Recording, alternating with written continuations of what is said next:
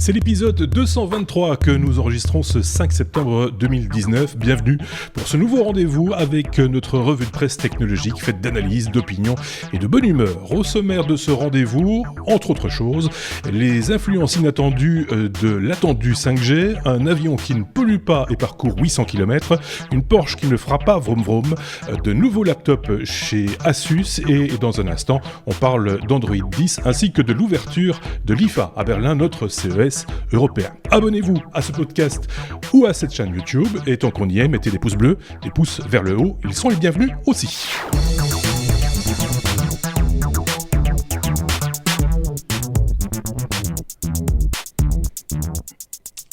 Déjà cet épisode 223, merci d'avoir choisi de nous écouter une fois de plus et d'écouter mes petits camarades, parmi lesquels nous allons retrouver Sébastien qui se trouve actuellement au Portugal. Salut Sébastien, c'est notre chroniqueur itinérant, on va dire ça comme ça, hein, globetrotter, c'est encore voilà. Mieux d'ailleurs.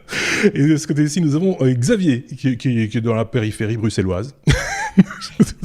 Ça peut être. J'espère que la rentrée s'est bien passée. Ben oui, c'est exotique aussi, hein, la périphérie bruxelloise. Très clair. Oui.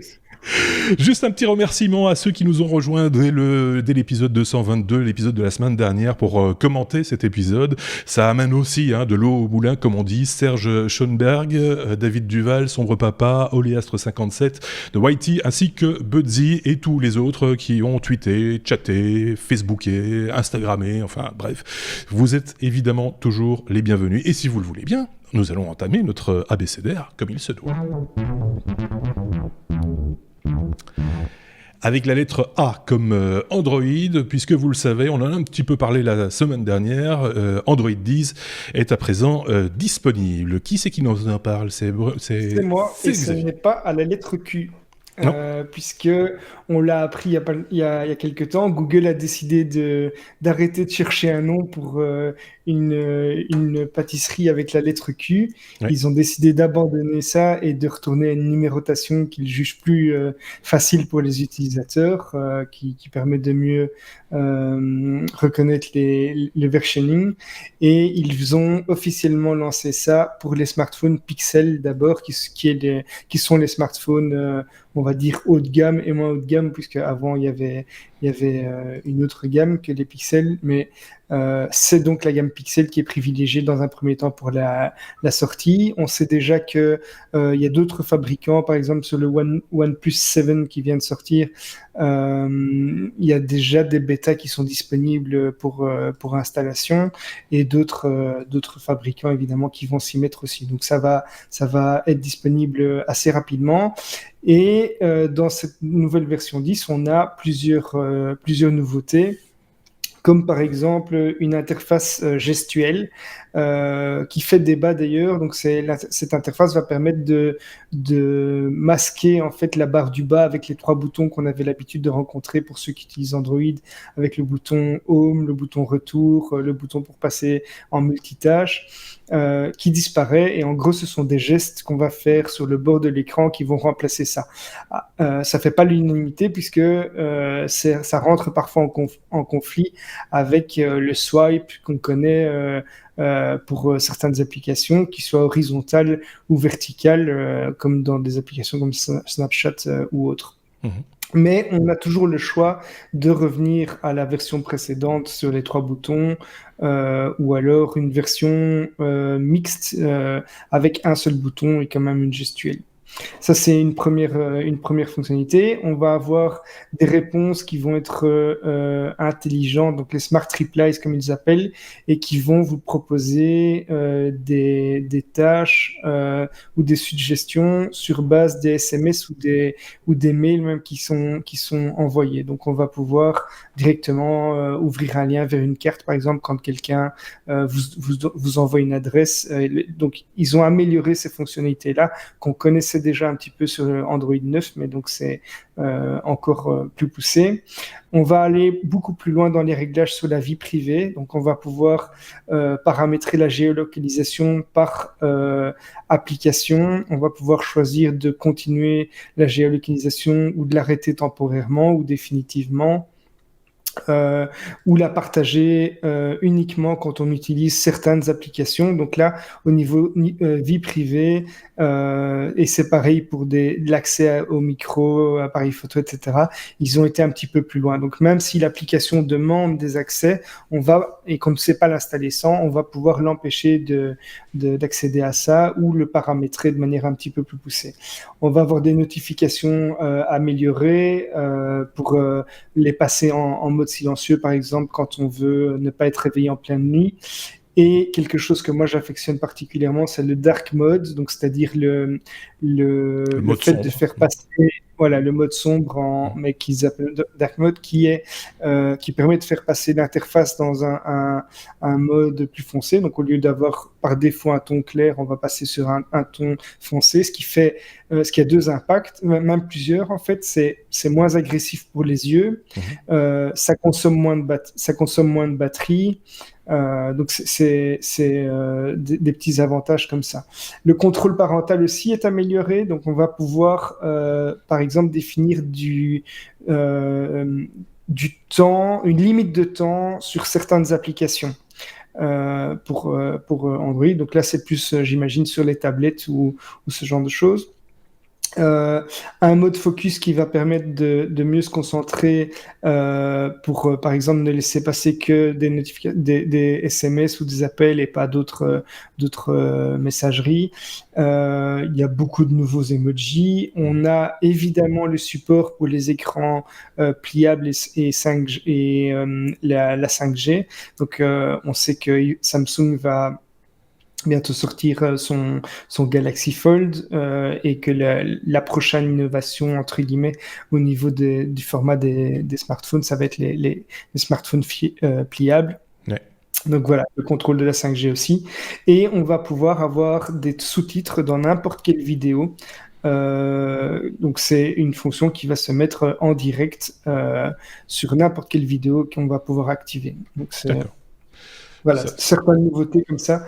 Donc on peut dire que c'est une vraie mise à jour malgré tout. Oui, c'est une mise à jour majeure, comme on dit. Je ne sais pas si, Sébastien, tu as suivi un tout petit peu l'évolution d'Android ces derniers temps. Tu n'as pas d'appareil Android, toi, si je ne m'abuse. Il aime bien Android. J'ai un appareil Android, j'ai un Samsung S9 encore, un Galaxy S9 parce que je développe aussi des applications pour Android. Bah oui. Et donc du coup, j'ai toujours mon device de test. Maintenant, j'ai essayé à plusieurs reprises d'y passer dessus en principal et il n'y a rien à faire, j'arrive pas. Et même à développer, je trouve que c'est beaucoup moins facile et gratifiant que iOS. Donc voilà. Mais bon, je suis du coup, de par mon job de développeur, je suis un petit peu les évolutions, ne serait-ce que pour m'assurer que je suis pas complètement à côté de la plaque des applications que je fais, quoi. Alors, une des spécificités Android, Xavier l'a évoqué, c'est l'écran pliant. En tant que développeur, il va falloir en tenir compte de cette pliure à un moment ou à un autre. Est-ce que ça vaut Apple a eu des smartphones pliables aussi, à un moment. Oui, mais il pliait sur la courbure de la fesse, on va dire.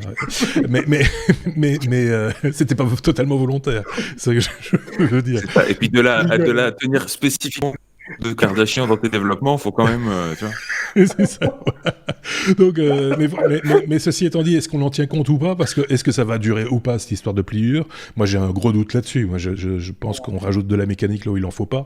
Et est-ce qu'on va investir là-dedans, quoi ? C'est ça la question. Non, honnêtement, non. C'est trop niche. Et de toute façon, ce sera sur des téléphones qui sont tellement chers et tellement high-end, premium, etc., que ça va déjà qu'on a du mal quand on développe sur Android à prendre en compte toutes les spécificités de toutes les versions de Android OS qui sont encore en circulation. C'est-à-dire que même quand on s'attaque à un système qui a encore 3 à 4 ans, on est encore sur quasiment 40 à 50% du marché. Donc c'est juste déjà pas possible de faire ça. On va pas en plus adresser du développement spécifique pour le Samsung Galaxy Fold que 3 pelés ont dans le monde, quoi. Ouais, voilà. Donc ce sera minoritaire et ce sera pas adapté pour. Alors, quoique ça pourra très bien fonctionner, je pense, mais on va pas commencer à développer en fonction de la pliure. C'est ce que je voulais savoir et j'ai eu ma réponse. On passe à la lettre Comme Asus, Sébastien. Justement, je vais te repasser la parole parce que Asus a balancé une flopée de nouveaux laptops. On peut être Apple fan et s'intéresser aussi aux laptops d'autres marques, parce que c'est vrai que la question se pose régulièrement. On avait déjà évoqué ça avec toi, me semble. C'est qu'on peut être déçu de temps en temps, hein, des gammes qui sont proposées, c'est un peu par période, qui sont proposées par Apple, et être tenté par des nouveautés proposées par d'autres constructeurs. Alors, d'une part, il y a ça, il y a effectivement le fait qu'on peut être tenté de passer du côté obscur de la force, et ça, c'est une tentation qui m'a souvent habité dans les dernières années, parce que c'est clair que les derniers MacBook Pro sont pas vraiment une réussite en termes de design. Maintenant, il reste le blocage de Windows, hein, il n'y a rien à faire. Quand on a l'habitude de macOS, on ne veut pas revenir en arrière. Donc, rien que pour ça, je reste avec mon MacBook Pro. Maintenant, le fait est que ce qui, moi, intéresse le plus dans l'offre proposée par les concurrents, c'est le fait que ça peut houspiller un petit peu Apple et les mettre en danger sur leur turf, pour les forcer à justement innover un peu plus. Et c'est un peu ce qui se passe là aujourd'hui, c'est que donc effectivement du 6 au 11 septembre, donc à partir de demain, sachant qu'on est jeudi 5 septembre au moment où on enregistre, à partir de demain a lieu le salon allemand, à Berlin, l'IFA, donc le International Funkausstellung. Il a osé. Renseigné, du coup. Je me suis renseigné. C'est un truc, ça fait des années que je cite l'IFA et je n'ai jamais osé me lancer là-dedans. Voilà, du coup, moi, ça m'a intrigué. Je me disais qu'est-ce que ça voulait dire. Bon, voilà. Et donc, c'est la version européenne du CES, comme tu disais tout à l'heure. Et donc, c'est toujours l'occasion de quelques annonces, d'autant plus cette année où, effectivement, pendant la période de l'IFA, on va avoir aussi les nouvelles annonces d'Apple pour les produits jusqu'à la fin de l'année, a priori, qui auront lieu le mardi 10. Le 10. Voilà, c'est ça. Donc, du coup, tous les constructeurs se sont empressés de... Alors évidemment, ils n'avaient pas prévu ça en fonction, mais bon, les annonces, du coup, ils les ont timées un petit peu comme il fallait. Et là, c'est Asus notamment qui a annoncé quelques éléments assez intéressants dans sa gamme, et notamment dans la gamme ProArt, dans les StudioBook, où ils ont annoncé le StudioBook X et le StudioBook One. Alors, je vais peut-être passer un peu sur le StudioBook X, qui est moins intéressant à mon avis, mais le StudioBook One est quand même assez intéressant, parce que au niveau des performances, on est sur du lourd. Donc, pour vous donner quelques idées, on a dedans une petite carte graphique Nvidia Quadro RTX 6000, ce qui est normalement réservé plutôt à des machines à des tours, quoi, normal. Ouais. On a un processeur Intel Core i9 dernière génération. On a un écran 16 neuvième, 16 pouces en 4K. Avec une fréquence de rafraîchissement de 120 Hz en plus, donc c'est pas quelque chose de très courant. Et derrière tout ça, on peut évidemment mettre du SSD 1 Tera au minimum et 32 Go de RAM. Alors vous allez me dire, tout ça, ça va chauffer comme pas possible dans un laptop. Et non, les petits malins, ils ont mis la carte graphique et le CPU derrière l'écran. Ah, ça c'est malin, oui, effectivement. Xavier ça avait c'est malin, parce que... je vais juste réagir par rapport aux spécifications.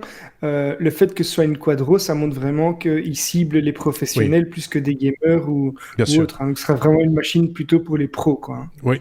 Voilà, et c'est justement là où ils se positionnent clairement sur les plates-bandes d'Apple, c'est que leur cible clairement exprimée, c'est les professionnels créatifs, donc ceux qui font de la vidéo, de la 3D, de la VR, de l'AutoCAD, des trucs comme ça. Oui.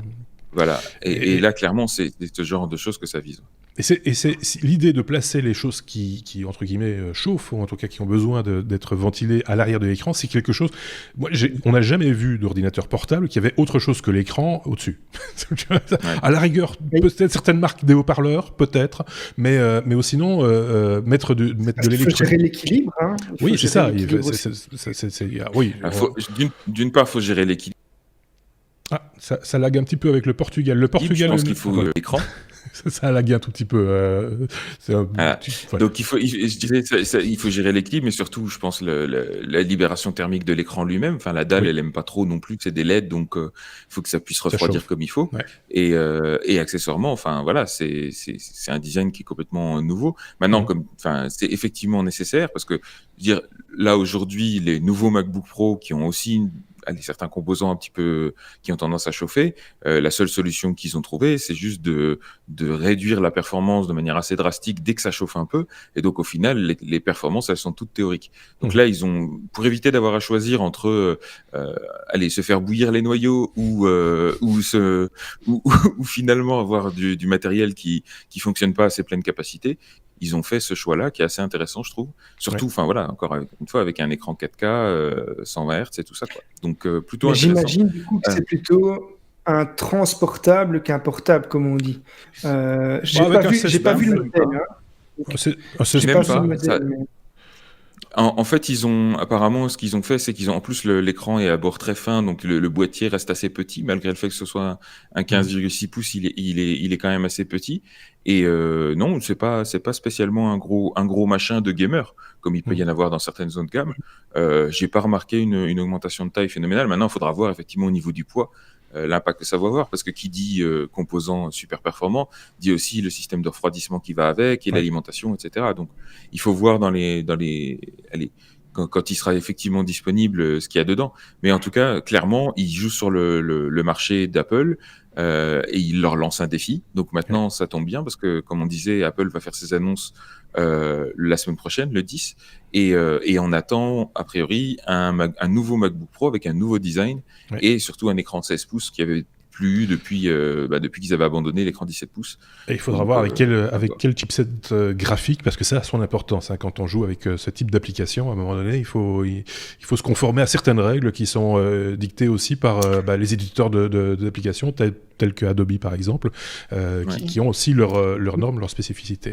Mais les quadros sont souvent vraiment développés pour ça, avec des drivers que tu peux... Même, il y a parfois différents drivers.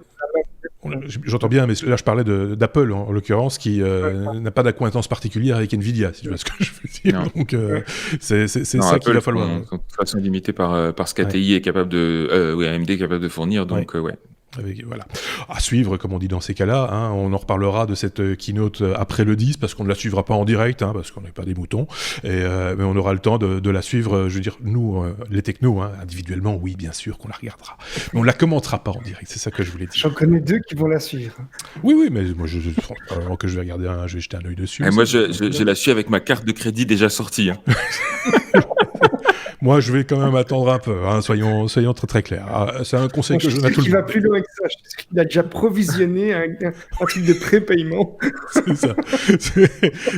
Voilà. Pour lui, l'argent est déjà dans un compte protégé aux Maldives. Il a confondu Apple.com avec Kickstarter. Bon, allez, on passe à la suite. Et dans la suite, avec Xavier, on va parler un petit peu de 5G, avec des effets de bord, on va dire, de la 5G. Ce sont les Miss Météo qui vont pas apprécier, paraît-il. Tu vas nous expliquer pourquoi, Xavier. Ouais. Ça, c'est une news un peu marrante que tu m'as, enfin marrante, que tu avais trouvée. Que j'ai pas vérifié, j'ai pas croisé l'information. Non, mais je veux dire, voilà, ça m'a fait un petit peu rire. C'est un des effets de bord de la 5G, c'est que, donc en fait, pour rappel, la 5G, c'est une technologie de télécommunication qui va permettre des vitesses 100 fois plus rapides que la 4G actuelle, qui est utilisée actuellement pour les smartphones. Seulement, il y a des météorologues qui craignent que des transmissions, par exemple des téléphones portables et des antennes qui communiquent avec, viennent interférer avec, par exemple, la vapeur de l'eau dans l'atmosphère qui, elle, émet un faible signal à une fréquence de 23,8 GHz, qui est en fait très proche de certaines fréquences utilisées par la 5G. Et donc, ça émettrait des faux signaux pour les satellites qui observent la Terre et différents phénomènes météo. Et il serait pour eux impossible de distinguer le signal naturel de la vapeur d'eau avec des signaux de la 5G. Donc il y a plusieurs scientifiques qui s'inquiètent de ce phénomène-là et ils rappellent l'importance pour les régulateurs et les opérateurs de télécom de mieux partager et attribuer le spectre électromagnétique, un petit peu comme on fait, ça tu connais bien, comme on partage la bande FM pour la radio. On peut pas utiliser n'importe quelle fréquence, n'importe quelle bande de fréquence. Eh bien, ils disent que c'est vraiment important. Et là, on a atteint une limite qui est vraiment très problématique, pas seulement pour les télécommunications, mais pour d'autres technologies il y a la météo, mais il y a évidemment bien d'autres éléments qui se basent sur l'observation de notamment les nuages et ce genre de choses. Et donc, voilà, la technologie, là, vient ennuyer Madame Météo. Quelque part, Madame Météo, mais tout le monde parle de la même manière. On n'a pas vérifié cette information, on n'a pas de météorologue dans l'équipe, et on n'a personne qui a étudié le phénomène en question. Bon, voilà, c'est dans l'actualité de la semaine. C'est pour ça que je l'avais moins pointé du doigt, parce que je trouvais ça quand même très particulier, parce que c'est le genre de truc dont on ne s'attend pas qu'une technologie puisse créer ce type de problème. On a déjà vu des cas où, effectivement, la création d'une nouvelle technologie induisait des effets de bord, comme on dit, un peu inattendus et pas très dramatiques. Mais là, en l'occurrence, ça peut vraiment mettre un marché un petit peu à terre. Je sais pas ce qu'en pense Sébastien. Je le voyais un peu dubitatif quand même sur cette histoire de... Mais oui, mais c'est comme toute l'histoire qu'il y avait eu avec les astronomes qui se plaignaient du fait que les constellations Starlink et compagnie allaient mettre à mal leurs observations. Enfin, ce genre de truc, quand on voit l'impact économique que ça peut avoir, évidemment qu'on trouvera des solutions autour, même s'il y a un problème, on trouvera des solutions autour. Rappelons au passage que la 5G, c'est aussi une technologie à plus courte portée, puisque les fréquences sont plus élevées, elles portent moins loin, donc il va y avoir des cellules plus petites, avec des antennes au niveau du sol. On n'aura plus les antennes qu'on avait sur les immeubles, on aura des antennes au niveau des poteaux électriques, en fait, donc on sera plus près du sol aussi, donc ça va changer la topologie des réseaux de toute façon. Et oui, il faudra s'adapter et faire quelques arrangements à droite à gauche, mais j'ai du mal à croire que ce truc... Rien que d'avoir dit ça, tu vois, j'imagine le gars qui vit au 15e étage dans une tour qui se dit « Ah bah zut, la 5G sera pas pour moi, c'est au niveau du sol. » Il se cherche déjà un appartement au rez-de-chaussée, du coup, tu vois, effet de bord, une fois de plus. Faut se méfier de ce qu'on dit. De temps en temps. C'est vrai, c'est des choses qu'on ne maîtrise pas encore, des technologies qu'on ne maîtrise pas. J'imagine qu'il y a des gens qui les maîtrisent, mais nous on va devoir aussi nous habituer, comme on s'est habitué aux smartphones, aux GSM, avant ça aux autres moyens de communication et aux contraintes techniques qui y sont liées. J'imagine que tout ça s'adapte avec le temps, non ? Non, puis surtout, je veux dire, va falloir que les gens se rendent compte, ils vont faire des crises cardiaques quand ils vont se rendre compte qu'il n'y a plus besoin d'attendre qu'une vidéo temporise sur YouTube. Non, il n'y a plus de bufferisation. C'est direct, pouf, tu l'as. Oui, tu vas arrêter de laguer. Par exemple. Je me mets en 5G, tu lagues plus. C'est réglé. On attend la fibre. On n'a rien à foutre de la fibre dès le moment où on a la 5G. Tout ça est évidemment très théorique. On verra bien comment ça se passera en bout de course. Tiens, ça fait longtemps qu'on n'a pas parlé de Facebook. C'est l'occasion. Facebook et un nouveau service appelé Facebook Dating, qui est appelé à concurrencer quelque part Tinder. C'est qui nous en parle? C'est de nouveau Xavier. C'est moi. Ouais. Donc, en fait, c'est une nouvelle fonctionnalité. Bon, quand on a dit Tinder, je pense que beaucoup de monde sait de quoi il s'agit. Donc, ça va être le but de cette nouvelle fonctionnalité de Facebook, ça va être de suggérer des partenaires potentiels dans le cercle social, c'est-à-dire dans les amis des amis, mais pas seulement, puisque ce sera aussi en dehors de ce cercle-là. Et là, je cite Facebook qui va dire que ce sera aussi sur base de vos préférences, de vos intérêts et d'autres choses que vous faites sur Facebook. Alors déjà, cette phrase-là, elle me fait un petit peu peur. D'autres choses. Voilà. Donc, en gros, si tu es fan de chats, on va te trouver quelqu'un qui aime bien les chats et ce genre de choses. Mais ça pourrait aller beaucoup plus loin avec des effets de bord un petit peu suspects. Alors, les activités de rencontre vont être limitées à un affichage sur Facebook Dating. Elles ne seront donc pas partagées sur le mur de Facebook, puisque ce seront deux fonctionnalités bien distinctes de Facebook. Et il y aura une fonctionnalité dans ce Facebook Dating qui s'appelle le Secret Crush. En gros, le principe, c'est que vous allez choisir jusqu'à 9 amis sur Facebook ou Instagram, puisqu'on sait que les deux réseaux sociaux sont intimement liés. Et si l'autre personne ou l'autre contact vous a sélectionné dans une liste, alors à ce moment-là, vous aurez une notification pour rentrer en contact. Donc ça rappelle très fortement le match sur Tinder. Ouais. Mais c'est aussi ça qui garantit que, parce que ça c'était une de mes premières craintes quand j'ai vu cette annonce, c'est de dire, putain, mais en fait, le système va permettre à quelqu'un de savoir toutes les personnes qui regardent son profil, qui est amoureux, machin, et on va avoir un effet un petit peu vicieux comme ça. Et là, ici, en gros, c'est les personnes qui payent pour et qui ont dit qu'elle t'aimait bien, eh ben, tu pourras savoir qu'elle t'a bien aimé aussi, qu'elle t'aime bien aussi. Donc, c'est vraiment très, très proche de Tinder, et ce sera disponible en Europe en 2020. Au moment Fonctionnalité qui sera payante aussi, mais... Au moment où on apprend que Facebook va retirer l'indication du nombre de likes sur la plateforme Facebook, comme ils l'ont testé déjà sur Instagram, c'est un test évidemment pour l'instant. On sent vers où vont les choses. Ce qu'on sait en tout cas, c'est que Xavier, au niveau de l'image, est un peu frisé pour l'instant, avec un petit sourire en coin qui en dit non.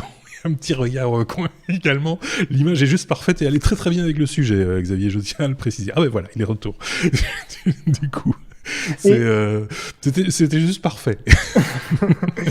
je précise aussi qu'on apprend ça un petit peu en même temps que une faille qui a été découverte dans Facebook avec des serveurs qui ont listé des millions d'informations privés d'utilisateurs sur un serveur où c'est les numéros de téléphone, pardon, ouais, c'est ça. Donc moi j'ai été bien inspiré, là je n'ai jamais encodé mon numéro de téléphone dans Facebook, hein, même s'ils insistaient très fort pour renforcer la sécurité, etc. J'ai activé la double authentification, mais pas par mon numéro de téléphone. On va y revenir d'ailleurs un peu plus loin sur ce sujet-là, On en reparlera. sur la protection par téléphone. Mais voilà, donc c'est quand même délicat et voir là que vous aimez les personnes qui aiment bien les chats ou bien... Alors on a déjà eu, je pense, droit pas aux excuses, mais aux explications de Mark Zuckerberg concernant cette fuite. Il a dit de ne pas s'alarmer, que ça ne concernait que la moitié des comptes en question. Voilà, on aura tout entendu et ça demande confirmation, mais il me semble que c'est ce que j'ai cru voir en tout cas juste avant qu'on enregistre cet épisode, parce que ça, c'est le genre d'informations qui arrive toujours un petit peu au compte-gouttes, comme les images qui nous parviennent de chez Sébastien. Une image par seconde pour l'instant, c'est un framerate intéressant, mais en même temps c'est un peu décousu. Du coup, ça va mieux, ça va mieux. On peut passer à la suite si vous voulez bien. Avec la lettre H comme hydrogène. Vous savez que ça, c'est une des choses, une technologie, en tout cas à base d'hydrogène, qui nous intéresse beaucoup quand on parle de véhicules. Ici, il s'agit d'avions qui fonctionne à l'hydrogène et qui a une autonomie de 800 km en ne rejetant dans l'atmosphère, si je ne dis pas de bêtises, Xavier ou Sébastien, que de l'humidité, que de l'eau, que de la vapeur d'eau. C'est ça l'idée. Exactement, donc c'est ça la promesse de l'hydrogène, parce que là on parle vraiment de pile à combustible, donc l'idée c'est on prend de l'hydrogène d'un côté et de l'oxygène de l'autre, on mélange et pouf, ça fait de l'eau. Ouais. Et au passage, ça fait aussi de l'électricité qui permet d'alimenter un moteur électrique. Alors pourquoi c'est important? Juste pour remettre les choses dans leur contexte, l'industrie, enfin le transport aérien, c'est à peu près 900 millions de tonnes de CO2 par an. Quand on ramène ça aux émissions globales dans l'ensemble, ça représente à peu près un peu moins de 3% de l'ensemble. Après, effectivement, c'est pas si simple que ça. En plus d'émettre du CO2, ça émet d'autres gaz qui interagissent, etc. Donc, au final, on estime, suivant les estimations, que l'impact de l'industrie du transport aérien sur le réchauffement climatique, il est de l'ordre de 5 à 6%. Mais ce qui est important, c'est quand on rapporte ça au nombre de gens qui ont effectivement accès à ça, et au nombre de gens qui ont déjà pris l'avion, on est à seulement 3% de la population mondiale. Donc 3% de la population mondiale qui fait 5-6% des dégâts. Forcément, la première solution un peu naïve qu'on peut être tenté de proposer, c'est simple. Voyager en avion, c'est pas indispensable. Allez hop, tout le monde au sol, on arrête les conneries et hop, on enlève déjà 5% du réchauffement climatique. En voilier, monsieur. Vous irez à New York en voilier, monsieur. Et vous prendrez une année sabbatique pour aller en voyage à New York. Voilà. Et c'est là-dessus que repose tout le mouvement du flight shaming qui vient à la base de Suède, mais qui maintenant se répand un peu partout. Et croyez-moi, en tant que nomade, qui prend du coup assez souvent l'avion, enfin plus souvent que le Kidam lambda, oui, c'est un argument que j'ai beaucoup entendu. Et évidemment, alors personnellement, je suis pas du tout d'accord. Et ce désaccord va très certainement réveiller les plus fervents de nos auditeurs qui vont se lâcher dans les commentaires. Ou chroniqueurs d'ailleurs. Avec véhémence, oui, peut-être aussi. Mais là, on peut discuter de manière plus constructive. Enfin bref. Donc, je m'y attends, hein, tant le débat est monopolisé par le dogme de l'anticonsumérisme à tout prix qui accuse quiconque remet en cause leurs croyances de climato-sceptisme, hein, finalement, climato-scepticisme. Forcément, si on n'est pas d'accord sur les solutions, c'est qu'on n'est pas d'accord sur les problèmes. Oui, c'est ça. Dans ce nouveau monde binaire, c'est tout ou rien, tu sais bien. De toute façon, tout ça est faussé par la 5G. Oui, évidemment. On parlait de météo tout à l'heure, tout est lié. Hein. Tout est lié. Donc, allez, en imaginant bien que de toute façon, cette protestation ne serve pas à grand-chose, je précise au passage que je ne suis pas du tout un climato-sceptique, que je suis convaincu qu'on a un impact désastreux sur les changements climatiques. Maintenant, je me permets juste de poser des questions par rapport aux solutions qui sont proposées. Et en l'occurrence, moi, les solutions qui parlent de véganisme, de décroissance et de rester tous bien sagement à la maison, elles me parlent pas du tout parce que dans certains cas, elles sont pas efficaces du tout, elles servent absolument à rien. Et j'irais même jusqu'à dire que certaines de ces solutions sont plus destructives qu'autre chose. Et en ce qui concerne l'aviation, c'est particulièrement vrai, puisque justement, ce que je peux constater, et une des raisons pour lesquelles j'ai voulu être nomade, et là, on m'accusera peut-être aussi d'essayer de justifier mon mode de vie, c'est que pour moi, si on veut vraiment attaquer ces problèmes-là au fond et de manière durable sur le long terme, il faut surtout qu'on ait une législation internationale beaucoup plus posée et qu'au final on permette pas, je sais pas, à des électeurs brésiliens de décider de l'avenir de la forêt amazonienne qui nous affecte tous, ou aux électeurs américains de décider de mettre au pouvoir un clown qui fait pas la différence entre sa gauche et sa droite, et voilà. Bref, je vais arrêter de m'énerver là-dessus. C'est tout ça pour dire que moi, personnellement, je suis toujours très intéressé par les technologies qui visent à améliorer les choses plutôt qu'à revenir en arrière. Et là, justement, on parle de moteurs à hydrogène pour les avions. Alors, tu vois, hein, hop, tout ça, la mise en contexte, hop, on y arrive. Donc, le moteur à hydrogène, on en a beaucoup parlé à une époque pour les voitures, mais effectivement, pour les voitures, les chiffres sont pas vraiment à l'avantage parce que, au final, même avec des batteries plus lourdes, ça reste beaucoup plus efficace et surtout en termes de production de l'hydrogène, il y a beaucoup d'inefficacité sur tout le long de la chaîne. Pour des voitures, ça fait pas forcément de sens et c'est moins efficace en tout cas que les moteurs électriques classiques. Par contre, pour des avions, ça fait beaucoup plus de sens puisqu'on peut mettre des usines de production d'hydrogène directement sur les aéroports, que les batteries sont de toute façon trop lourdes pour être considérées pour les avions en termes de densité d'énergie tout simplement. Donc, il y a pas mal d'entreprises qui travaillent sur des moteurs à hydrogène et ici, c'est une start-up californienne qui s'appelle Zero Avia qui a réalisé un premier vol, un vol d'essai non négligeable sur un avion, pas à réaction encore, on est encore sur des avions à hélice, mais qui a fait 800 km avec un seul plein sur un avion 6 places, si je ne m'abuse.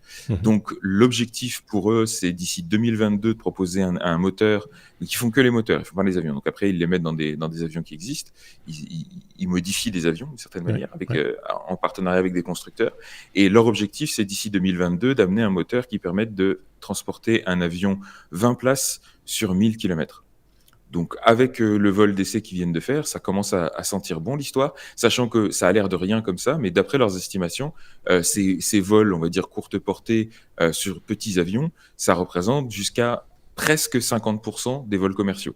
Donc, on s'imagine tout de suite, nous, les gros porteurs, les A380 qui font les transatlantiques, sauf qu'en fait, l'essentiel du trafic aérien, c'est les petites lignes locales, courtes, et sur celles-là, ces technologies-là pourraient déjà être intéressantes. Donc, effectivement, ici, pas d'émissions de gaz à effet de serre, que de l'eau qui sort, et comme je le disais, on a la possibilité de créer l'hydrogène assez près du point d'alimentation.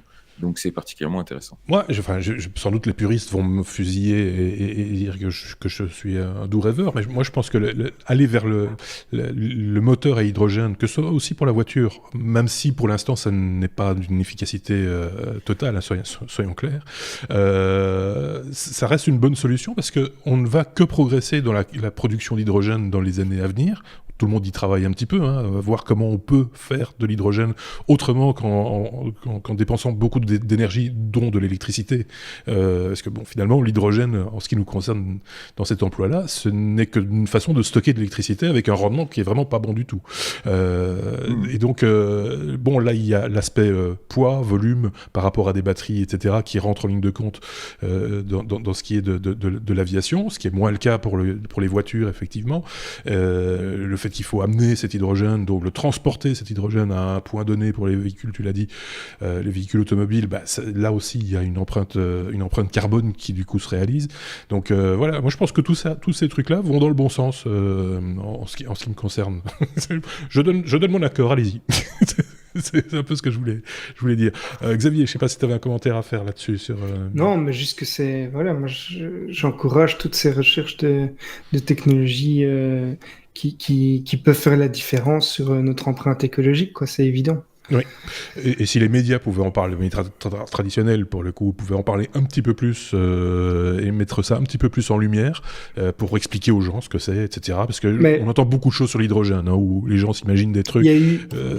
Voilà, oui, tu voulais dire un truc. Il y a eu de gros débats, notamment avec Damien Ernst, qui est un petit peu le monsieur énergie en Belgique. Qui est convaincu lui aussi que les nouvelles technologies peuvent avoir un impact bénéfique et peuvent être une solution à ce problème. Alors évidemment, il dit pas que c'est la seule solution, que la technologie soit la seule solution, mais ça peut être vraiment une des sources de solutions à cette crise à laquelle on fait face et qui est sans précédent. Je pense qu'on en a fini avec ce sujet hydrogène, avion, etc. Sébastien s'est bien lâché sur ce coup-là. C'était la suite dans les commentaires. Non, mais j'avais dit opinion, analyse, opinion, tout y est, et bonne humeur aussi. Donc, n'hésitez pas, c'est le moment, mettez des pouces.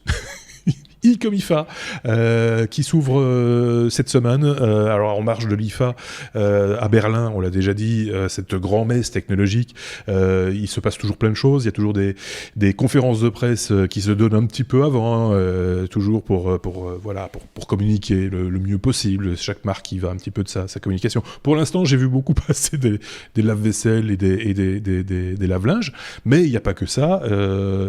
Xavier, toi, tu as épinglé déjà là d'entrée de jeu quelques informations qui te semblent intéressantes et pertinentes. Voilà, alors en gros, si le peu que j'ai vu pour le moment, puisque le salon ouvre officiellement demain, puisqu'on enregistre le jeudi, c'est que on va avoir plein de nouveautés en termes de télévision. Alors les nouveautés, on le sait déjà, c'est que tout va être plus noir, donc plus de contraste, avec plus de pixels. On va passer à la Wika partout, plus fin, enroulable, même transparent. Donc ils ont développé ça. C'est une innovation. Je sais pas si ça a un réel intérêt, mais c'est une innovation. Un écran transparent, et si j'ai bien lu, le principe c'est ils ont 2 panneaux OLED l'un derrière l'autre. Il y en a un qui va faire les couleurs et un qui va gérer l'opacité derrière pour que l'image ne soit pas transparente quand on doit afficher quelque chose, quoi.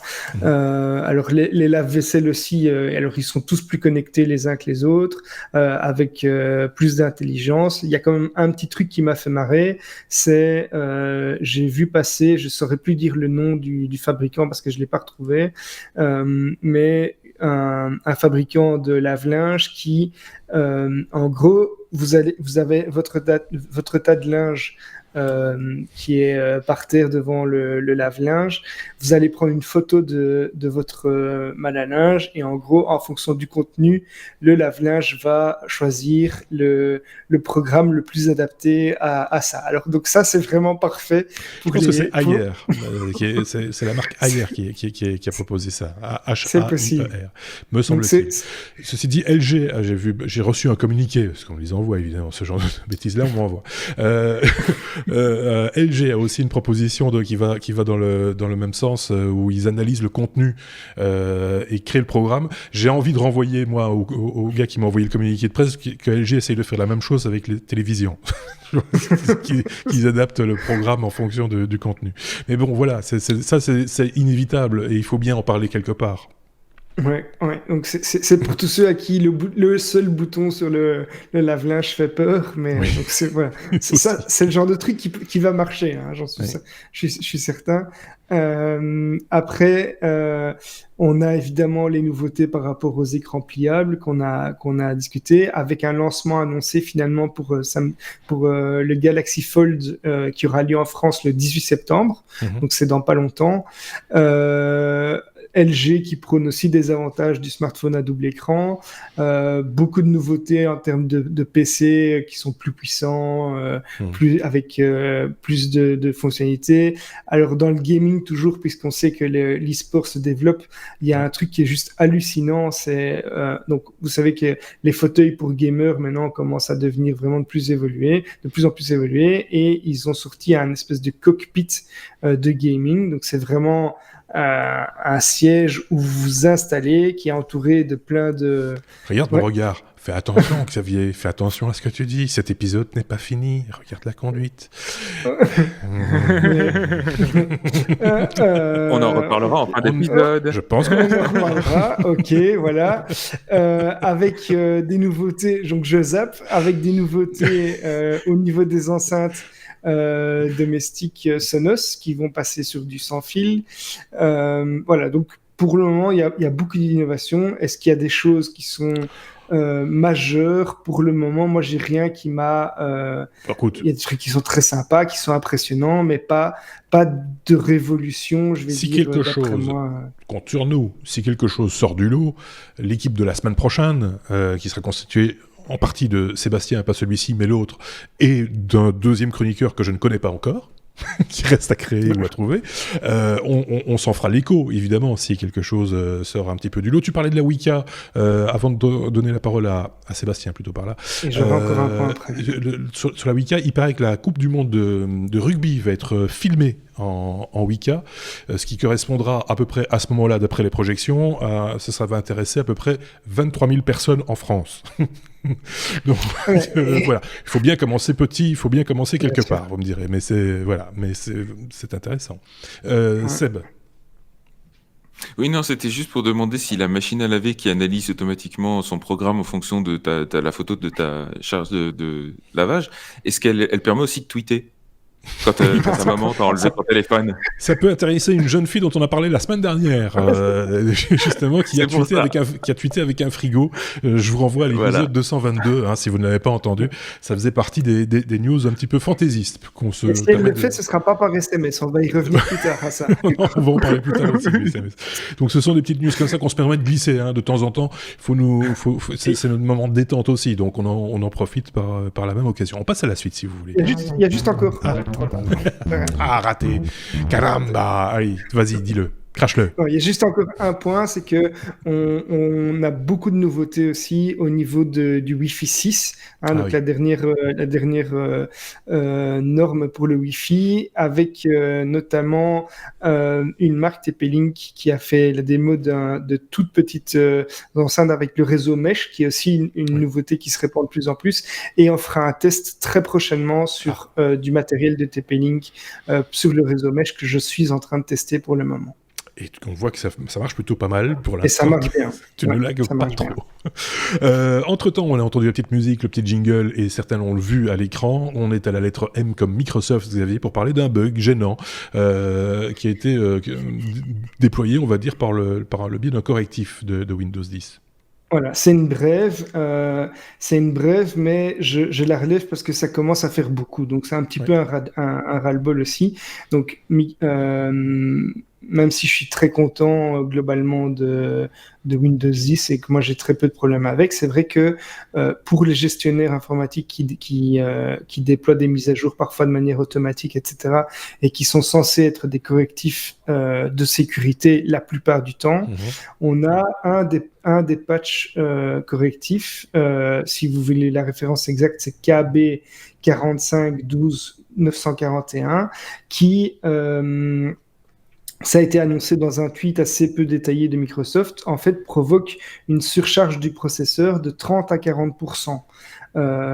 C'est assez énorme parce que quand on a un processeur i3, i5 par exemple, on a un PC qui a déjà assez peu de ressources au niveau du processeur, mais 30 à 40%, c'est gigantesque sur l'utilisation et ça ralentit vraiment très fort la machine.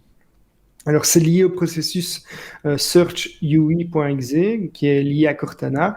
Et voilà, moi, ce qui m'ennuie, c'est que c'est pas la première fois. Alors, heureusement, comme c'est un patch correctif, on a la possibilité d'aller dans le panneau de configuration et désinstaller ce patch en attendant les prochaines mises à jour qui, c'est promis par Microsoft, vont corriger ça. Donc, c'est pas trop le bug, mais je comprends pas encore qu'à ce stade-ci, il déploie encore des mises à jour qui sont buggées à ce point sur les machines, puisque là, c'est quand même quelque chose qui touche pas mal de monde et qui pourrait être évité si ils avaient sans doute une plus grosse base de tests. Et je pense c'est une réflexion que je m'étais déjà fait il y a très longtemps, mais que Microsoft vend des OS parfois à moindre prix, il les impose, il les délivre parfois même gratuitement pour des mises à jour, mais je pense qu'ils ont quand même une légère tendance à utiliser les tests, les testeurs plutôt, comme des bêta-testeurs parfois, alors qu'ils n'en sont pas. Donc les ça, usagers de manière générale, tu veux dire même. Oui, c'est ça. Ouais. Donc les usagers parfois servent un peu de testeurs au lieu des équipes de Microsoft qui le font. Donc je suis très content de mon environnement Windows 10, honnêtement, mais ça, c'est le genre de choses qui m'énerve. Je ne veux pas être mauvaise langue, Xavier, mais moi, je me demande si ça n'a pas toujours été un petit peu le cas. Oui, c'est ce que je dis. Hein. C'est la raison des correctifs, quelque part, derrière. Hein, c'est qu'on n'a pas en face de nous, en matière d'informatique, un produit fini. Jamais. Je serais même tenté de dire que tout ce qui contient un peu d'informatique, hein, que ce soit un appareil photo, un lave-linge, on en parlait il y a un instant, il y a des correctifs, il y a des mises à jour qui sont envoyées, qui sont... voilà, ça fait partie du jeu. Oui, mais ce que je veux dire, c'est que si tu as un problème qui apparaît suite à autre chose, on s'en rend compte et on essaye de corriger ça, c'est une chose. Mais quand tu appliques quelque chose qui directement provoque un problème, pour moi, c'est quelque chose qui aurait pu être évité. Ouais. Au lieu de passer peut-être par des phases d'échantillonnage, de tester d'abord sur une partie avant de le déployer chez tout le monde, par exemple. Il y a des gens qui sont volontaires pour ça. Hein. Il y a des gens qui s'enregistrent au programme de bêta-test. Donc... Sébastien essaie d'en placer une depuis un quart d'heure. Oui, non, c'est ça. Avec la base installée qu'ils ont, ils peuvent très bien se permettre de faire des releases progressives qui permettent de débugger ce truc-là. Ce qui s'est très probablement passé, c'est que le correctif qu'ils ont déployé à cette occasion était lui-même urgent parce qu'il fixait autre chose qui était aussi gênant. Et donc, c'est une réaction en chaîne qui est provoquée. Ouais. Effectivement, les bugs sont inévitables. Moi, je suis développeur, je sais très bien ce que c'est et à quel point c'est compliqué, surtout quand on a un système aussi complexe de sortir des choses qui sont fiables. Mais il y a des processus d'ingénierie qui tournent autour qui sont justement censés éviter ça. Et rappelons-le quand même sur des devices qui sont tous différents. Hein. Enfin, il y a autant de configurations qu'il y a d'utilisateurs. Je serais presque tenté de dire, j'exagère, oui, hein, mais ce qui est moins le cas dans d'autres univers. On prend souvent l'exemple d'Apple, par exemple, où ils maîtrisent aussi bien le hardware que le software. Ils ont moins ce problème. Ils l'ont aussi, parce qu'il y a quand même une gamme vieillissante, il y a un back catalogue, comme on dit, il y a des machines plus anciennes qui tournent, et donc il faut en tenir compte également. Mais quand une marque vous annonce, ben voilà, on ne fera plus les mises à jour sur telle machine, hein, ce qui arrive régulièrement chez Apple, hein, soyons clairs, il faut comprendre. C'est un gage, quelque part, de sécurité aussi pour les nouvelles machines qui s'en viennent, et voilà. Mais on peut comprendre, et je suis d'accord avec toi, Xavier, aussi, hein, sur le fait que c'est plutôt agaçant. Surtout, on parlait tantôt d'une machine Asus qui est une bête de course. Quand on l'utilise et qu'on investit dans une machine comme comme ça au niveau professionnel, hein, c'est pas un jouet, c'est pour travailler, et qu'on se retrouve coincé par une mise à jour de ce type-là, pour un indépendant, pour un développeur, pour un graphiste, pour un vidéaste professionnel, c'est des heures, c'est de l'argent. C'est pas pour donner 30 à 40% de sa puissance processeur à Cortana, quoi. Ben voilà, c'est pas l'objectif. Tout le monde ne s'en rend pas compte. Hein. Il faut savoir quels sont les gens qui vont suivre l'actualité des correctifs de Microsoft. Je pense qu'on parle de quelques pourcents de la population. Hein. C'est un truc que, chez moi, je le dis régulièrement quand je parle de Apple versus le monde Windows. Bon, j'utilise les deux, donc je peux en parler. Hein. C'est que je ne fais pas d'informatique, je fais de la vidéo. Et donc, moi, les mises à jour, etc., je veux que ce soit le plus transparent possible et je veux que ça fonctionne. Mais je veux pas commencer à devoir rentrer dans la registrie tous les 15 jours parce qu'ils ont balancé un truc qui fonctionne pas. C'est mon petit coup de gueule personnel, mais je pense que d'autres me rejoindront sur ce fait. N'hésitez pas à le mettre en commentaire, hein, comme on a l'habitude de dire, et n'hésitez pas également à aller trouver nos sources, parce que ça, je ne le répète pas assez, paraît-il, d'aller voir sur le site lestechno.be, ainsi qu'en description de la vidéo sur YouTube, on met toujours les sources des infos dont on vous parle, etc., pour que vous puissiez vous aussi rebondir, éventuellement croiser ces informations avec d'autres et nous dire vous avez raison, vous avez tort, on a trouvé autre chose, on a trouvé de quoi rajouter de l'eau au moulin ou pas, etc., etc. On a fait le tour de cette question Microsoft, le petit coup de gueule de la semaine. Oui, on peut passer la suite. Elle ne fera pas vroom vroom.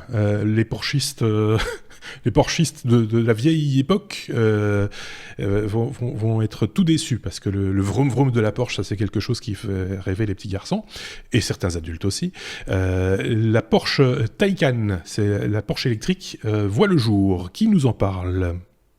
C'est moi. Alors effectivement, ça va pas faire le bruit d'une Porsche classique. Quoique, ils ont quand même dû rajouter un générateur de bruit externe pour les faibles vitesses, pour les cartes à jouer sur les rayons de la rue. C'est ça, c'est un peu ça. En version un petit peu plus high-tech, hein, mais en gros, c'est ça l'idée. Et ce qui est plus drôle, c'est qu'ils ont rajouté aussi un moteur de bruit à l'intérieur pour faire plaisir au conducteur. Bon, alors là, pour le coup, apparemment, ça fait un bruit à la Star Trek, un zzzz. Est-ce qu'il y a une petite odeur d'essence aussi, non ?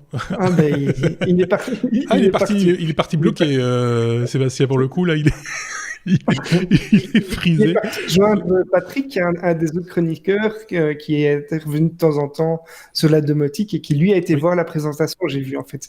Il est fan de Porsche aussi, et il a été voir la présentation. Patrick, le temps que Sébastien revienne, on peut en parler deux secondes, hein, de Patrick, qui est un ancien chroniqueur qui avait fait quelques hors-séries, toute une série de hors-séries sur la domotique, tu fais bien de le rappeler, et avec lequel on a fait aussi quelques hors-séries, 2 ou 3, si je ne dis pas de bêtises, sur la sécurité informatique. C'est devenu un peu sa marotte, sa spécialité maintenant.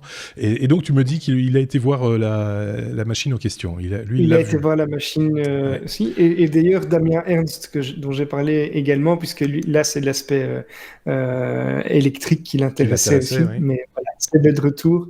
Ouais. Et Seb peut maintenant parler de cette Porsche qui fera aussi du bruit à l'intérieur, tu nous le disais. Et moi, je posais la question de savoir si ça sentirait aussi de l'essence, comme dans certaines vieilles 911. Non, ça ne sera pas le cas. Mais voilà, forcément, ça fera beaucoup moins... Il y aura moins cet aspect analogique du truc. Mais donc, pour revenir, donc, comme je disais, aux performances du machin, donc, ça fait effectivement des années qu'ils nous teasent avec ça, qu'on a vu des prototypes sur des prototypes, avec des essais de conduite, etc. Là, maintenant, ça y est, elle a été annoncée officiellement. Donc, a priori, elle serait déclinée en 2 ou 3 modèles, je suis pas sûr, parce qu'apparemment, suivant les personnes qui couvraient l'info, ils parlaient d'une Taycan classique et d'autres parlaient juste de la Taycan Turbo, parce que oui, certains modèles sont des Taycan Turbo, même si évidemment, oubliez l'aspect d'un turbo, c'est juste ils ont gardé le nom, c'est tout. Donc on aura la Taycan Turbo et la Taycan Turbo S, pour des performances sensiblement équivalentes, puisque maintenant ça devient classique sur des moteurs électriques. Là, on parle de 0 à 100 en 2,8 secondes, donc on est quand même 2 à 4 dixièmes de seconde plus lent qu'une Tesla Model S en pleine performance. On est sur une vitesse de pointe limitée électroniquement à 260 km/h quand même. Et on est sur une puissance de l'ordre de 760 chevaux. Belle bête quand même. Sachant que la voiture fait quand même 2,5 tonnes. Donc, elle est même plus lourde qu'une Model S, évidemment. Mais après, on peut faire confiance à Porsche et à sa maîtrise de la dynamique de route pour faire les choses correctement. Plus original, par contre, première sur une voiture électrique, on a une boîte de vitesse. Une boîte de vitesse 2 vitesses automatique sur le train arrière qui permettra d'optimiser en gros pour la performance en bas régime, enfin sur les basses vitesses, on va dire. Voilà, beaucoup plus de puissance au démarrage. Et puis ensuite, en vitesse de croisière, on va favoriser l'efficacité. Et tout ça sera évidemment pilotable et sélectionnable avec les différents modes de conduite. En termes d'autonomie, puisque c'est une question essentielle quand on parle de véhicules électriques, on est sur de l'ordre de 450 km. Donc on est moins qu'une Tesla Model S, clairement. Une Tesla Model S, on est de l'ordre de 550 à 600 km en fonction des conditions. Par contre, au niveau de la charge, là, on a quelque chose d'intéressant. Ils vont permettre de recharger la voiture en 270 kW. Là où les Tesla Model S, elles sont limitées en 150 kW. Et même les meilleurs Model 3 sont en 250 kW. Alors là où ça joue, c'est sur la vitesse de charge, sachant que là, ils promettent de pouvoir recharger jusqu'à 100 km d'autonomie en seulement 5 minutes. Ah oui. Donc c'est quand même assez intéressant. Ouais. Donc on est sur une charge complète en une demi-heure, en gros. Des chargeurs 270 kW. Le problème, c'est que des chargeurs de 170 kW, il n'y en a pas. Ouais. Ça n'existe pas aujourd'hui. Et à part si vous l'installez chez vous et que vous payez la facture d'électrique qui va avec, ils n'ont pas le réseau de superchargeurs dont bénéficie Tesla. Et en l'occurrence, ils n'ont pas voulu utiliser les superchargeurs Tesla. Donc, ils vont devoir soit créer leur propre réseau, soit je ne sais pas comment ils vont faire en fait. Donc, trouver un deal avec une société de chargeurs. Il y en a maintenant. Hein. Il y a des réseaux qui se concrétisent. Donc, Mais la plupart de ces chargeurs sont des chargeurs type 2 ou des chargeurs à beaucoup plus faibles parce qu'une infrastructure même en 270 kW, c'est quand même assez lourd à mettre en place. Et ce n'est pas le cas de la plupart des chargeurs. Donc, en termes de prix, on est sur des prix très premium, hein, comme on pouvait s'y attendre de la part de Porsche. Là où une Tesla Model S, avec déjà pas mal d'options et l'autopilote, on est de l'ordre de 105 à 110 000 euros. Une Taycan démarre à 135 pour le modèle de base et on monte à 182 pour le modèle Turbo S. Donc, on est sur du très, très haut de gamme. Clairement, c'est pas à la portée de monsieur tout le monde. Au niveau du design, par contre, ils ont plutôt bien réussi les choses. Elle est assez magnifique. Ils ont même fait quelques petites optimisations aérodynamiques, forcément, pour optimiser l'efficacité. Genre, par exemple, les roues sont un petit peu plus remplies. Il y a des prises d'air un peu plus présentes. Et pour autant, ça reste très discret et très esthétique. Donc, je trouve que vraiment, au niveau du design... Ça reste une Porsche. Hein. C'est vraiment, ça se voit. Ça reste une Porsche. On est entre une 911 et une Panamera en termes de design, avec quelques éléments visuels qui sont vraiment très spécifiques à leur modèle électrique. Donc, c'est plutôt réussi, je trouve, en termes de design.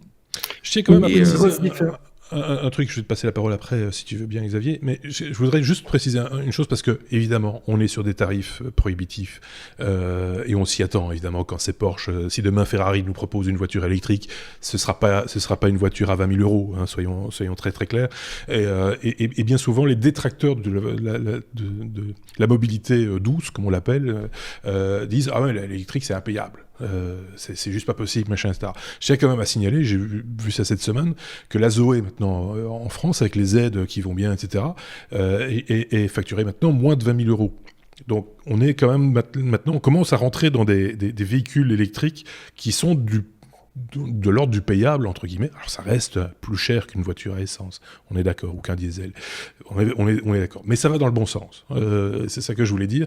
Et qu'il ne faut pas s'arrêter juste à dire « Ah non, les Tesla, les Porsche, machin, c'est trop cher, la voiture électrique, ça ne marchera jamais. » Voilà, c'est juste une petite parenthèse que je voulais faire avant de repasser la parole à Xavier, pour le coup. Oui, mais une des différences aussi entre Porsche et Tesla, c'est au niveau des prestations en termes d'habitacle, esthétique, etc., puisqu'ils offrent beaucoup plus de customisation, évidemment, que Tesla. Donc, pour le prix que vous payez, vous allez pouvoir personnaliser la voiture très, très fort avec les jantes, la Tesla, rappelons-le, on avait testé une Tesla, la P90, c'est une voiture américaine, c'est-à-dire avec la définition d'une voiture américaine. Si vous voyez ce que je veux dire, c'est costaud, c'est tout ce que vous voulez, mais c'est pas bien fini, quoi. C'est pas, voilà, c'est. C'est pas vilain, mais c'est très sobre, très sobre, très simple, et il y a pas de fioriture, quoi. Voilà. Alors que les voitures européennes, elles ont cette réputation de, en tout cas dans ces catégories-là, de peaufiner les choses, voilà, il n'y a pas un bout de plastique qui dépasse, quoi. Là, on va pouvoir choisir les jantes, l'intérieur, la couleur de tout ce qui est possible, la sonorisation, et vous allez pouvoir avoir une liste d'options qui n'en finit pas, contrairement comme font toutes les Allemandes, contrairement vous allez la payer 3 fois. Une fois le prix catalogue, une fois les options, et puis les entretiens. Et le cendrier. et le cendrier. Enfin, celui qui fume dans ce genre de voiture, je suis désolé, mais non, quoi. Voilà. Mais... Non, là, bon, pour l'entretien, ça devrait aller. Hein, c'est le principe des voitures électriques. Quoique, je me chez pose eux, ils vont trouver des trucs ils vont bien trouver des trucs à nettoyer. T'inquiète. Et puis, il y a la question de la boîte de vitesse quand même, hein, parce que c'est une pièce mécanique en plus. Il n'y a pas dans une voiture électrique normalement. Donc, ça pose quand même la question. Après, au niveau de l'intérieur, effectivement, il y a un certain nombre d'options. Il y a notamment la possibilité de rajouter un 4e écran. Oui, vous avez bien entendu. 4e écran, ça veut dire qu'il y en a 3 déjà de base. Vous avez un devant l'habitacle, un sur le dessus pour tout ce qui est radio et options de la voiture, et un sur le devant, enfin en avant de console pour tout ce qui est clim, etc. Donc ils ont maximisé les écrans, ils ont minimisé les boutons, et tout ça est très très bien fini. L'intérieur est assez magnifique. Donc effectivement, il se pose clairement en concurrent dans le segment haut de gamme. Pour compléter ce que tu disais aussi, au-delà du fait que c'est impayable, il faut bien voir que c'est absolument révolutionnaire qu'un fabricant aussi marquant que Porsche fasse une voiture totalement électrique. Et ça c'est exactement ce que cherchait à faire Tesla, c'est à créer de l'intérêt au niveau de l'industrie. Et c'est un effet pionnier, c'est-à-dire que derrière, vous allez avoir des fabricants beaucoup plus grand public. Alors ça va commencer par les Mercedes et compagnie, et puis ça va continuer avec Volkswagen, qui vont être avoir beaucoup plus d'intérêt à proposer ce genre de véhicule maintenant que les gens en rêvent. Ils rêvent d'avoir commencent à rêver d'avoir une belle Porsche, quoi.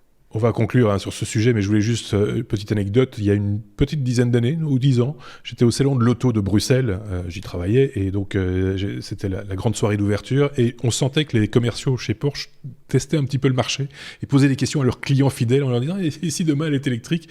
Et là on entendait rire « Quelle bonne blague, reprenez un peu de champagne, monsieur !» Et voilà, c'était terminé, on n'en parlait pas. C'était il y a à peine 10 ans. C'était, voilà. On passe à la suite. On a été un peu long sur la Porsche.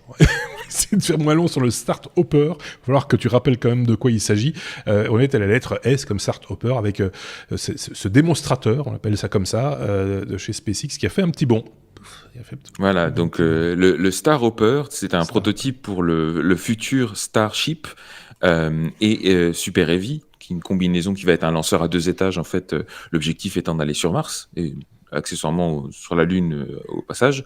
Mais voilà, donc c'est un lanceur super lourd. On a pour l'instant rien qui a été testé à grande échelle. On a juste ce petit Star Hopper qui est en fait un démonstrateur, comme on disait. Donc l'idée, c'est de prendre une base du 2e étage, donc du Starship lui-même, et de mettre juste un moteur dessus pour tester ses capacités en basse altitude.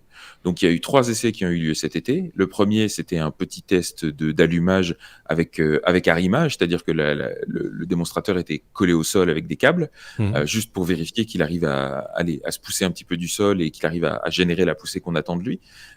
Deuxième étape, c'était de faire un petit bond de quelques mètres, voire de quelques dizaines de mètres.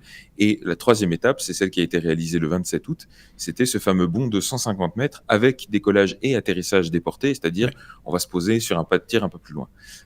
Et donc là, ça a été un succès assez étonnant. Faut voir que le design du truc est assez primitif. C'est tout brillant comme ça, c'est de l'acier inoxydable. Assez de base, donc ça fait pas très sérieux. Certains l'appellent la boîte de conserve, d'autres l'appellent le château d'eau. Oui, aussi, oui. On a du mal à imaginer que ça puisse voler, et là c'était assez majestique, assez majestueux de voir le machin s'envoler de 150 mètres et aller se poser très très doucement quelques centaines de mètres plus loin. Et tout ça voilà, dans un vrombissement du tonnerre, parce que le machin fait quand même 9 mètres de large avec un moteur énorme, quoi. Et dans beaucoup de poussière aussi. Hein. Poussière. Ils ont trouvé un endroit où il ne faut même pas chercher un balayeur ou quoi que ce soit. Il y a de la poussière, il y a de la poussière. C'est fini, c'est fini. C'est ça. Donc c'est dans le désert texan près de Boca Chica. Donc c'est leur site de test à eux. Effectivement, c'est assez poussiéreux. Ce qui fait d'ailleurs que sur le deuxième test, on n'avait pas vu grand-chose. On avait à peine vu le machin dépasser du nuage de poussière. Oui. Là, pour le coup, on l'a bien vu décoller et on l'a bien vu se poser aussi. Je vous invite au passage à aller voir un des liens que je vous ai mis encore une fois, dans la description de la vidéo sur YouTube ou sur lestechno.be, vers la vidéo d'un gars qui s'appelle Tim Dodd, Everyday Astronaut. Ceux qui savent le connaissent. Il a fait des superbes vidéos en 4K, gros framerate et tout, donc pour avoir des ralentis qui déchirent, c'est absolument magnifique à voir. Et ça permet de voir aussi que tout s'est pas passé parfaitement non plus, parce que même si elle s'est posée assez majestueusement, après qu'elle ait atterri, on a constaté que d'une part, il y avait une petite boule de feu un petit peu sympa qui était apparue à la base du machin. Donc visiblement, il y a eu une fuite de carburant, on sait pas. Fallait pas aller plus loin, quoi. Fallait pas aller plus loin et c'était limite. Ouais, et accessoirement, après l'atterrissage, on a vu un petit réservoir. Donc, pour pressuriser le carburant, il y a des réservoirs d'azote sous pression qui sont là-dedans. Et on a vu un réservoir d'azote qui s'est fait la malle, mais genre qui est parti en sucette. Donc, tout s'est pas bien passé. Maintenant, pour autant, c'est toujours l'occasion d'apprendre. Et surtout que ça, c'était vraiment le dernier test avec ce démonstrateur. Les prochains tests Starship auront lieu sur des modèles beaucoup plus proches de la réalité. Et là, l'objectif, ce sera d'abord de faire des tests atmosphériques, donc de voler à plusieurs centaines de mètres d'altitude, voire d'atteindre l'orbite. Pour commencer vraiment à parler sérieusement. Donc là maintenant, on est sur une maquette taille réelle, quoi. Hein. C'est la maquette 1-1, quoi. Et l'essentiel du truc, c'était même pas pour tester le véhicule en lui-même, mais c'était pour démontrer les capacités du moteur, puisqu'on rappelle que le moteur Raptor qui l'équipe, c'est un moteur avec une technologie complètement nouvelle, au méthane, donc plus au RP1 comme c'était le cas jusqu'à présent.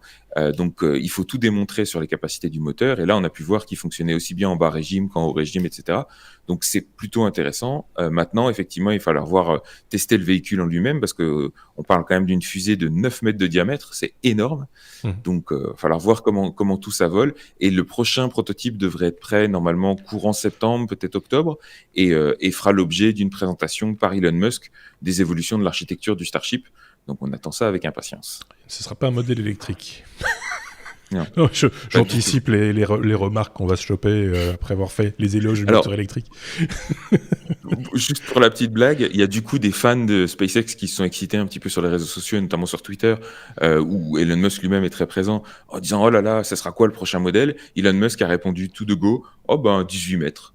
Voilà. Donc le prochain, ça sera carrément 2 fois le diamètre du machin, on parle du coup de 4 fois la puissance, 8 fois le volume. Enfin, c'est un truc dément. Donc on n'a même pas fait décoller le machin pour de vrai, qu'on parle déjà du prochain modèle qui sera. On attend de voir quand même, hein, parce que ça reste impressionnant et la promesse, en tout cas, rien qu'elle est déjà impressionnante aussi.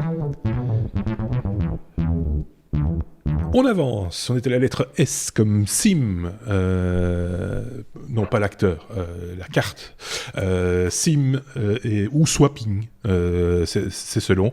C'est une drôle d'histoire, cette histoire, Xavier. Voilà. En fait, tout a commencé par Jack Dorsey, le patron de Twitter, qui a commencé tout d'un coup à tweeter, évidemment involontairement, des insultes et des propos racistes. En fait, la technologie qui a été utilisée pour hacker son compte Twitter, c'est le SIM swapping, c'est-à-dire le fait de voler le numéro de carte SIM, donc le numéro de téléphone de quelqu'un. Alors, comment est-ce que ça se passe ? En fait, la plupart du temps, c'est un pirate qui se fait passer pour la personne qui est sa cible auprès des services clientèle de l'opérateur de téléphonie, qui va arriver par différents moyens. Parfois, c'est parce qu'on a récupéré des informations sur des documents. Ça peut être via votre messagerie qui se fait pirater. Et donc, l'idée, c'est de parvenir à convaincre un opérateur de réattribuer une carte SIM à votre numéro. Et donc, une fois que ce numéro est réattaché à une carte SIM, on va pouvoir utiliser cette carte SIM comme si on était le propriétaire, et donc avec le numéro du téléphone original.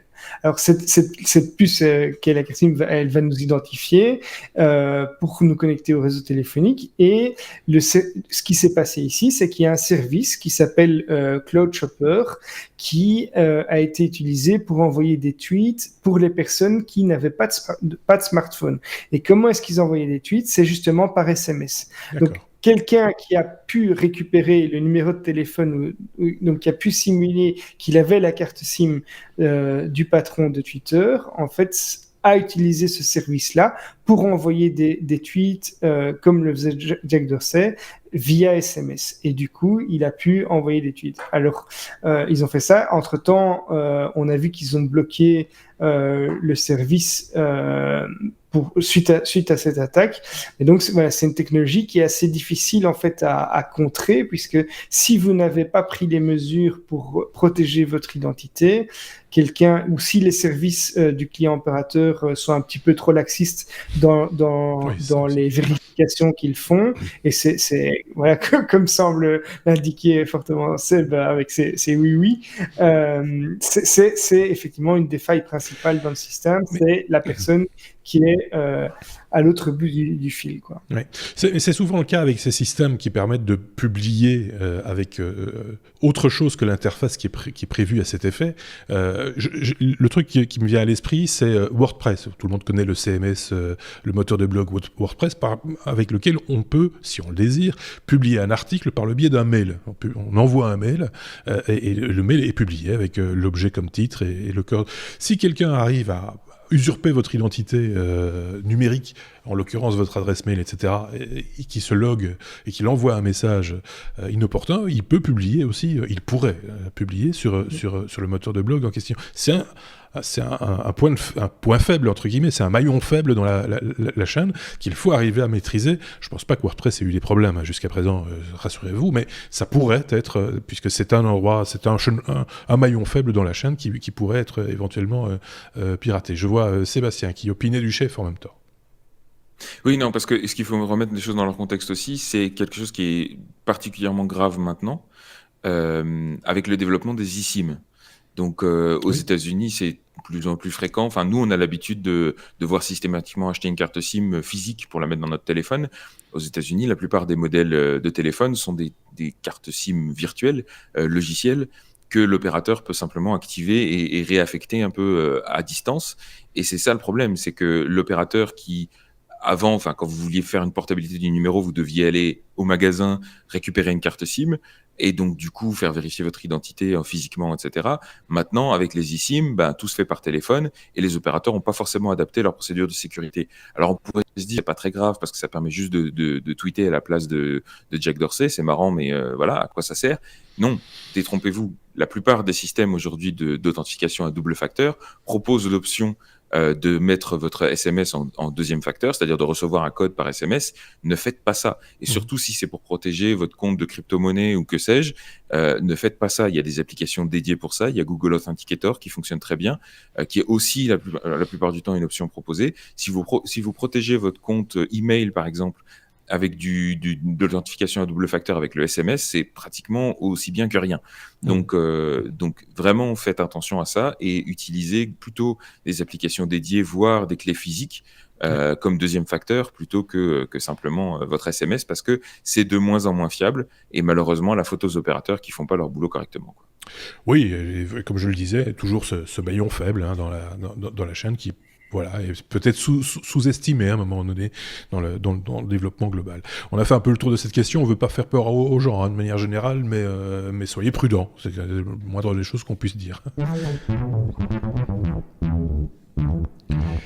T comme TV. On parle pas souvent de la TV dans ce podcast, mais là on va en parler avec un nouvel opérateur qui s'est déclaré en Belgique, de télédistribution comme on dit, mais d'un type un peu particulier qui s'appelle Tadam. On a de l'humour chez nous. Tadam. Voilà, c'est Tadam, c'est Telenet qui se cache derrière là. Donc là, c'est une news belgo-belge. Hein. Et Tadam entend simplifier l'installation et la consommation de contenu télévisuel, d'Internet à la maison via une nouvelle offre qui va coûter 40 € par mois. Cette offre, elle va être destinée aux personnes qui vivent dans les régions qui sont que Telenet couvre plutôt, c'est-à-dire la Flandre, Bruxelles et une partie du Hainaut. Alors, comment est-ce qu'ils vont faire ça? En fait, ils vont utiliser le réseau mobile de Base, qui est aussi la propriété de Telenet, et ils vont diffuser ça via le signal 3G et 4G, pas encore la 5G.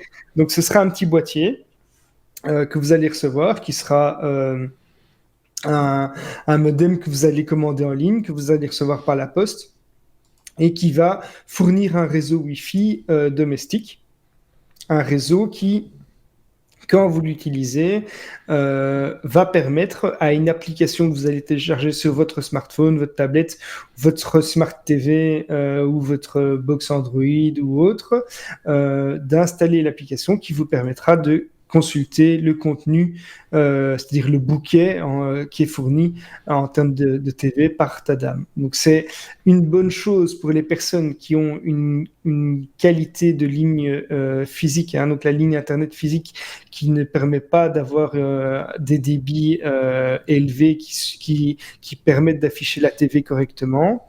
On sait que la 4G maintenant fournit parfois des débits qui sont largement supérieurs à ce que certaines personnes ont encore avec de la DSL dans des régions un petit peu reculées, ou parfois même pas reculées, mais simplement dans un quartier où il y a très peu de maisons et que donc pour lesquelles le fournisseur ne souhaite pas investir dans des lignes pour une ou deux maisons. Mais par contre, il y a des clients qui pourraient être surpris parce qu'ils vont commander cette offre-là en pensant que ça se passe bien, alors que chez eux, à l'intérieur de la maison ou dans la région dans laquelle ils se trouvent, la 4G ne passe pas bien et donc ils seront très déçus.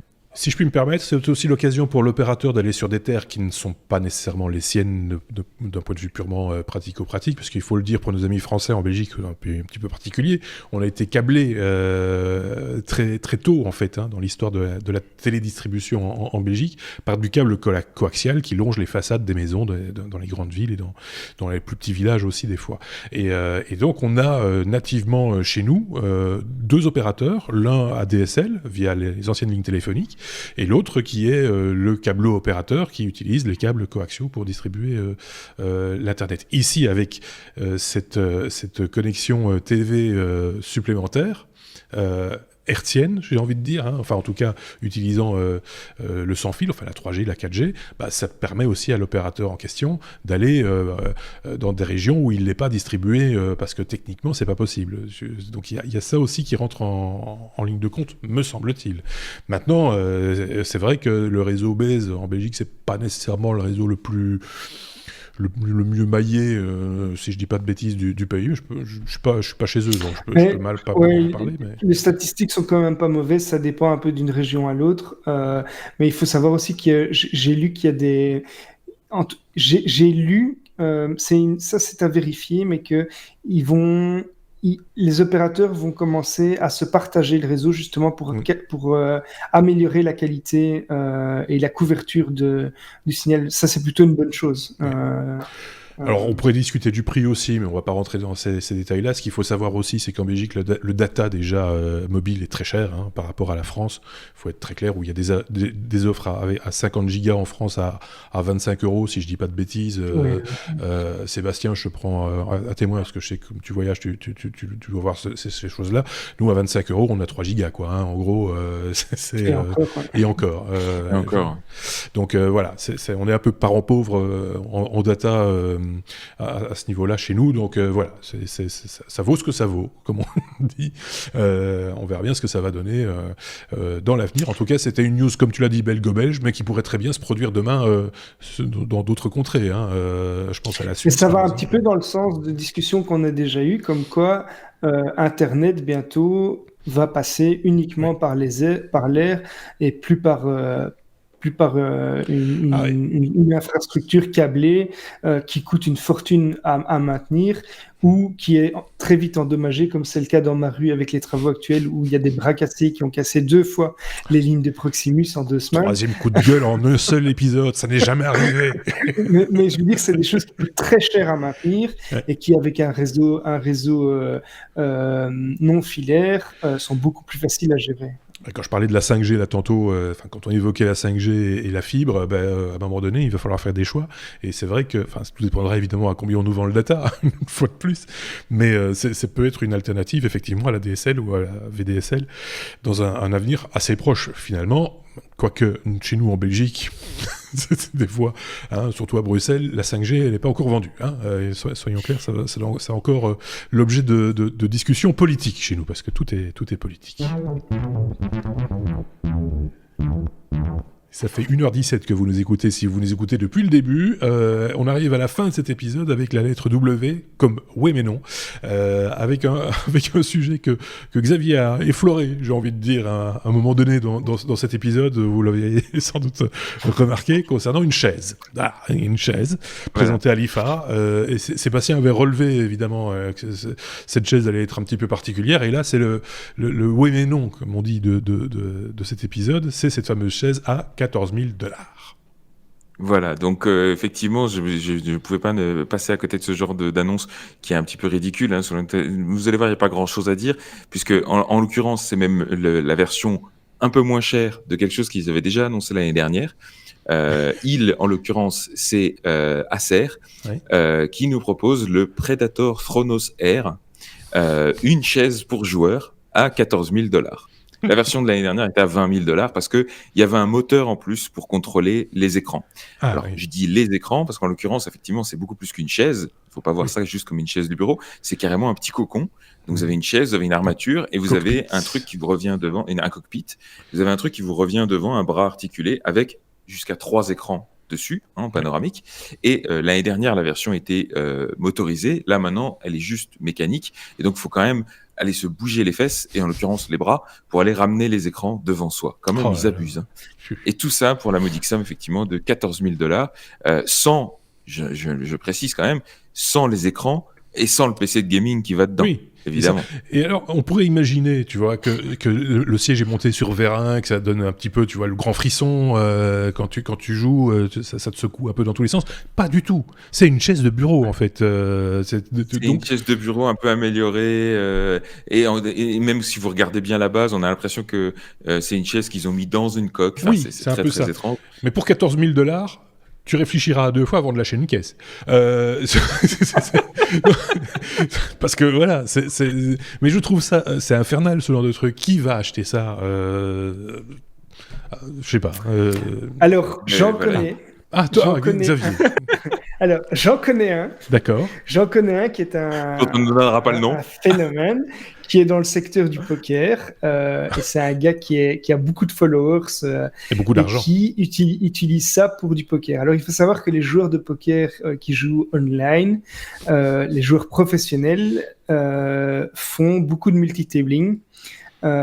Et c'est aussi le cas des streamers, et lui fait les deux, il stream, il fait du poker, et ce mec est un phénomène. Il aime bien se faire remarquer, un peu comme Dan, je ne sais plus le nom exact, Belligeran, ou enfin, il y a une personnalité aux États-Unis qui aime beaucoup se montrer avec plein de jolies jeunes femmes dans des situations où il dépense plein d'argent, etc. Ce gars fait un petit peu la même chose en France. Il s'appelle YoViral pour ceux qui le connaissent. Et il a une chaise dans le même style. Donc l'idée, c'est qu'ils aiment bien être installés confortablement, avoir tous leurs écrans, la souris qui est positionnée au bon endroit. Donc voilà, c'est pour des gamers ou des streamers qui veulent plusieurs écrans et qui sont prêts à mettre des fortunes pour quelque chose. Oui, c'est ça. Celui qui gagne beaucoup de sous sur Twitch ou. Mais en gros, c'est du paraître. Hein. Là, c'est. Oui, parce qu'on imagine très bien comment placer la webcam. Voilà, c'est ce qu'ils disent dans l'article suite, et n'oubliez pas de prévoir la webcam pour bien vous la péter. Oui, c'est ça. Donc c'est juste complètement inutile. J'ai envie de dire. Mais bon, s'il y en a qui se font plaisir avec ça, hein, je pense qu'avec 14 000 € ou 14 000 $, je trouvais le moyen de se faire plaisir autrement. Mais voilà, c'est toujours le même problème avec ces choses-là. C'était pour conclure donc ce 223e épisode des Technos déjà. Merci Sébastien, merci Xavier. On se retrouve évidemment la semaine prochaine pour un nouvel épisode avec une autre équipe, avec d'autres chroniqueurs et avec d'autres news également. N'hésitez pas, hein, comme on a l'habitude de le dire, les pouces bleus, c'est les pouces vers le haut sur YouTube. N'hésitez pas à vous abonner si c'est pas encore le cas et à cliquer sur la petite cloche pour recevoir les notifications et toujours savoir quand on publie quelque chose, c'est important. Et puis sur les plateformes de podcast habituelles, les applications habituelles, si vous avez la possibilité de faire un petit commentaire, c'est toujours le bienvenu aussi. C'est bon pour le référencement, comme on dit, hein, les petites étoiles également. Ça nous permet de mieux nous faire connaître parmi la communauté de ceux qui s'intéressent aux nouvelles technologies, comme les deux gaillards que vous avez vus par exemple. Merci à vous de nous avoir suivis. On se dit à très bientôt. Au revoir.